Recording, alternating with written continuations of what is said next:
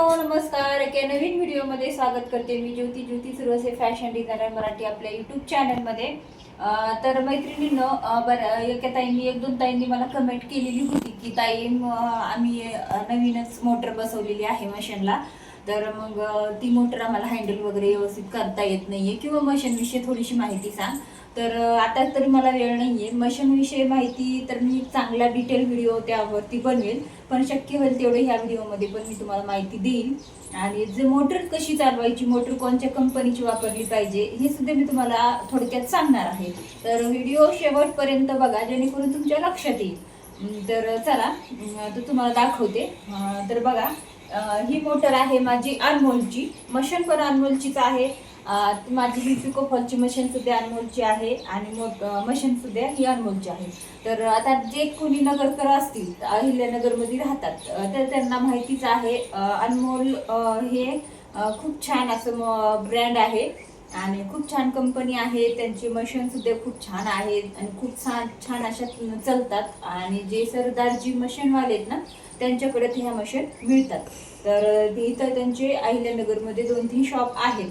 तर मी त्यांच्याकडूनच ही मशीन घेतलेली आहे. जवळजवळ आता ह्या मशीनला माझे बरेचसे वर्ष झालेले आहेत आणि मी चालवते. आतापर्यंत तरी कुठला प्रॉब्लेम्स आला नाही किंवा आला तरी पण मी काही गोष्टी सगळ्या स्वतःच हँडल करते. एवढं सर्व्हिसिंगची गरज नाही पडत आणि पडली तरी पण जास्त खर्च येत नाही, कारण इथं मला जवळच असल्यामुळं मी तिथं डायरेक्ट शॉपमध्येच नेत असते आणि तिथं थोडंसं कसं होलसेल सर्व्हिसिंगमध्ये ते करून देतात. तर ठीक आहे, चला आता एवढ्या तर मी सांगितलं तुम्हाला ही मशीन वगैरे मी कोणत्या कंपनीची वापरते. आता तुम्हाला तर प्रत्येक व्हिडिओमध्ये मशीन दिसते तर तुम्हाला माहितीच असेल, पण तरी सुद्धा मी मोटर विषयी सांगणार आहे. तर शेवटपर्यंत व्हिडिओ बघा. इकडे जवळचं तर बघा, आता इथं दाखवू मोटर.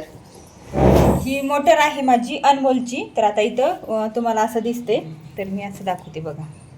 दिसते, ही अनमोलची मोटर आहे. मशीन सुद्धा माझी अनमोलचीच आहे. आता व्हिडिओ थोडासा फिरवल्यामुळं तसं दिसतोय तुम्हाला. तर ही बघा, अशा पद्धतीने हे ना हे व्यवस्थित असं एकसारखं बघायचं. ओके, इथून एकसारखं बघायचं. जो हे बेल्ट आहे ना, हे मशीनचं आपण लावतो, ते बेल्ट व्यवस्थित असा हे मोटरला लागलेला पाहिजे. जर तुमचं हे बेल्ट असा हे सरळ असेल तर तुमची मशीन किंवा मोटर करकर वाजणार नाही. तर एका ताईंनी कमेंट केली होती की ताई मशीन चालताना करकर वाजते. तर जे मशीन चालवताना मोटर करकर वाजते असं म्हटले होते ते. तर काय होतं माहिती का, प्रत्येक वेळी आपण ज्यावेळेस हे बेल्ट बसवतो त्यावेळेस ते बेल्ट व्यवस्थित सरळ पद्धतीने न बसल्यामुळे सुद्धा मोटरचा आवाज येऊ शकतो किंवा हे हँडलसुद्धा तुमचं हे वाजू शकतं. तर मग त्यामुळे आपल्याला हे व्यवस्थित लेवलमध्ये फिटिंग करायची मोटरची आणि व्यवस्थित करायचे. तर बघू शकता तुम्ही, अशा पद्धतीने मी आता ही मोटर वगैरे बसून मी चालवते. आता हे माझ्याकडं भरपूर दिवसाचं मॉडेल आहे. अगोदर एक होतं ते खराब झालं, 3-4 वर्ष तरी चांगलं चाललं होतं आणि त्यानंतरचं पण हे आता 3-4 वर्ष झालेलं आहेत माझ्या ह्या मोटरला. तर खूप छान पद्धतीने चालते आहे. दिवसभर मी ब्लाऊज शिवते तरीसुद्धा काही होत नाही आहे किंवा गरमही होत नाही. थोडीफार नॉर्मल गरम होते. तर आपण ज्यावेळेस आपण थोडंसं उठतो हे करतो त्यावेळेस बटन बंद करून ठेवायचं, बाकी काही नाही प्रॉब्लेम येत. तर बघा, आता इथं ह्याला खाली पॅन्डल पण असतं.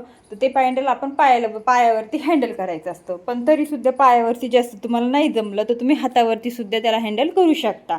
तर कसं करायचं, तुम्ही आता एक थोडंसं ब्लाऊज शिवून दाखवते. तसं तर मी शिवतच होते, तर मी तुम्हाला परत शिवून दाखवते म्हणजे कसं तुमच्या व्यवस्थित लक्षात येईल. आता इथं व्हिडिओ थोडासा क्लिअर दिसतोय आता. ओके, तर आता बघूयात आपण. तर ही आहे थोडीशी मशीनची मोटरची तुम्हाला माहिती सांगितली. अनमोलचीच मशीन आहे, अनमोलचीच मोटर आहे. तर आता मी तुम्हाला चालून दाखवते कशी हँडल करायची. याचं तर मोटर पण दिसली पाहिजे, मशीन पण दिसली पाहिजे. थोडंसं बस. तर बघा, आता मी हे ब्लाऊज घेतलेला आहे शिवायला. तर मी आता कसं हँडल करते तुम्हाला दाखवते. आता माझी फक्त मोटर हलती आहे. ओके, मी जे पॅन्डल हलवते खाली थोडं तिकडे बघा, मी चालू करते, फक्त मोटर हलती, आवाज येतो तुम्हाला, माझी मशीन हलत नाही. आता हे प्रॉब्लेम काय आहे की मी मशीनला तसं चालवते तशी माझी मशीन चालते. आता मला पहिल्यापासून सवय आहे की मी पाय पण चालू करते, पण ज्यावेळेस माझे हात आहेत, तुम्ही थोडंसं नोटीस पण करताय की ताईंनी मला कमेंट पण केली होती की ताई मोटर असताना तुम्ही हाताने का हे चाक चालवता. तर ही मशीनची सवय आहे, म्हणजे आता माझी सवय मशीनला लागली असं पण म्हणू शकता तुम्ही. तर मी ज्यावेळेस पाय आपण हे करतो त्यावेळेस आपण पायावरती चालवतो. आता हे तर पायावरती मी मशीन चालवत नाही, मी लाईटवरती मोटरवरतीच मशीन चालवते. तर हे पण जे काही पायाचं ते खालचं पायंडल आहे ते मी व्यवस्थित बांधून ठेवलेलं आहे, ते चाक हालत वगैरे नाही. मी फक्त जे मोटरचं पायंडल आहे त्याच्यावरती मोटर चालून मशीन चालवते. ओके, तर मी आता बघा कशी चालवते.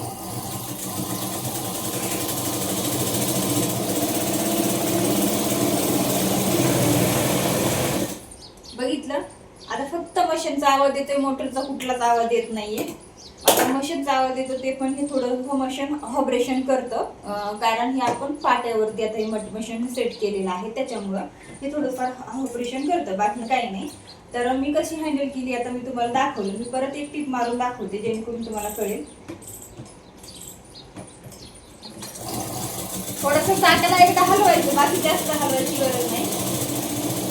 आता तुम्हाला थोडंसं स्टॉप करायचंय, तुम्ही डायरेक्ट इथं पण स्टॉप करू शकता. ज्यावेळेस आपण पॅन्डलवरती आपला ते ह्याच्यावरती लाईटच्या पॅन्डलवरती मोटरच्या पाय असतो ते बोट पण आपण लगेच साईडला घ्यायचं, म्हणजे थोडंसं ज्यावेळेस आपण प्रेस करतो ते प्रेस आपलं कायम म्हणजे थोडंसं वरती घ्यायचं आणि हे जे आहे त्याला थोडंसं हात लावायचा. म्हणजे कसं इथं खालून पण तुमची पॅन्डल बंद केलं तुम्ही की मोटर पण थांबते, किंवा हे ज्यावेळेस फिरतं तर त्यावेळेस हे सुद्धा थांबतं आणि जिथली तिथे सुद्धा स्टॉप होते. बघा, हे असं मला आता सवय ह्या हाताने करायची उभ्या, अशा पद्धतीने मी केलेलं आहे या मोटरचं. आता तुम्हाला परत पायाची तिथं पण दाखवते. तर बघा, आता इथं पायाला ना इकडे नीट जातो. आता हे ना हे अशा पद्धतीने दिसते ना, हे मी अशा पद्धतीने थोडं थोडं करते. आता बघा, आता मला हे करायचं, मी फक्त जे उजवा पाय आहे ना तर उजव्या पायाच्या अंगठ्याने फक्त हे पॅन्डल चालवते, मी जास्त काही चालवत नाही.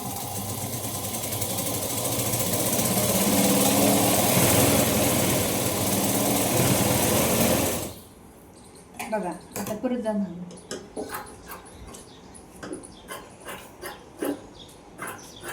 तर तुम्ही बघितलं, आता मी पायाने कसं हँडल करते पॅन्डल. आता ज्यावेळेस तुम्ही नवीन असाल तर थोडंसं तुम्हाला जड जाणारच आहे, पण ज्यावेळेस तुम्हाला सवय लागेल, हळूहळू हळूहळू या गोष्टींची तुम्हाला सवय लागली की तुम्ही नॉर्मली मशीन व्यवस्थित हँडल करू शकता, मोटरही हँडल करू शकता. तर थोडीशी सवय लागू द्या. सुरुवातीला काय करा, तुम्ही जे जे तुम्हाला सरळ सरळ भाग शिवायचे, ओके, त्या सरळ सरळ भागाला तुम्ही मोटर वापरा.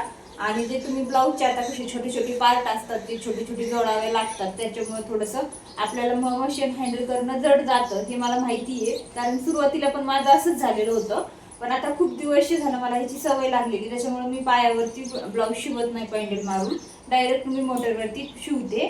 फक्त जे आपल्याला हे चाक आहे ना, हे आणि पाय म्हणजे आपली उजवा हात आणि उजव्या पायाची ह्याला खूप गरज आहे मोटर चालवण्यासाठी. कारण आपण पॅन्डलवरचं पाय आपल्याला बंद करायची असते की उचलावा लागतो उजवा पाय, आणि ज्यावेळेस पॅन्डल आपल्याला चालू करायचा आपण उजव्या पायाने उजव्या हाताने मोटर आणि मशीन आपण हँडल करत असतो, तर ते आपल्याला व्यवस्थित करता आलं पाहिजे. तर थोडक्यात तुम्हाला सांगितलेलं आहे कसं काय करायचं, तर मी परत एकदा सांगते. तर बघा, अशा पद्धतीने आपण चालू केली मोटर. तर मी इथं चाक हलवते, मोटर व्यवस्थित फिट करून घ्यायची, व्यवस्थित बसून घ्यायची, सेटिंग करून घ्यायची, पिन दाबायला बोर्डला खोसायची, बटन चालू करायचे, पॅन्डल आपलं व्यवस्थित खाली ठेवायचे, पॅन्डल वरती आपल्याला मोटरच्या पॅन्डल वरती एकदा प्रेस करायचे पायाने. मोटरच्या पॅन्डल वरती प्रेस केलं की लगेच आपण ह्या हाताने लगेच हे चाक हलवायचं.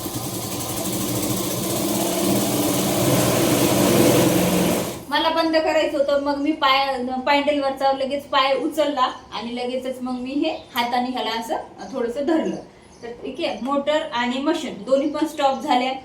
असंच करायचं, चालू करताना पण आपल्याला तसंच करायचंय आणि बंद करताना पण आपल्याला तसंच करायचं, आता जसं तुम्हाला मी सांगितलं तसं. ओके, तर मी अशी थोडक्यात माहिती सांगितलेली आहे. तुम्हाला व्हिडिओ कसा वाटला कमेंट करून नक्की सांगा. व्हिडिओला लाईक करा, शेअर करा, आणि हो, चॅनलवरती नवीन असाल तर सबस्क्राईब नक्की करा, आणि इतर मैत्रिणींसोबत पण शेअर करा, जेणेकरून त्यांना मोटर चालवताना थोडेसे काही नॉर्मल प्रॉब्लेम्स येत असतील तर ते सुद्धा त्यांचे सॉल्व्ह होतील.